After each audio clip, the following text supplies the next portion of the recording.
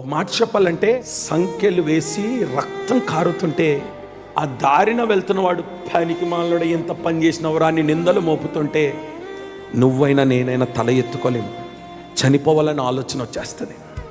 ఇంత అవమానం వచ్చిన తర్వాత ఉండడం మనకి ఎందుకు అనిపిస్తుంది? బా, యోసేపు ఎప్పుడు ద్రాక్ష తోటను విడిచిపెట్టలేదండి. ఒక మాట చెప్పనా, ఏ ద్రాక్ష తోటలో దెబ్బతిన్నాడో ఆ ద్రాక్ష తోటకు దేవుడు యజమానుడిగా మార్చేస్తున్నాడు. ఏ ద్రాక్ష తోటలో అవమానపరచబడ్డాడో, ఏ ద్రాక్ష తోటలో సంఖ్యలు వేయబడ్డాడో, ఏ ద్రాక్ష తోటలో ఇనుప దెబ్బలు తగిలినాయో, ఏ ద్రాక్ష తోటలో దాసత్వాన్ని అనుభవించినాడో, అదే ద్రాక్ష తోటకు దేవుడు యజమానుడిగా మార్చి యావత్ ఆస్తి మీద దేవుడు అతను అధికారిగా మార్చున్నాడు.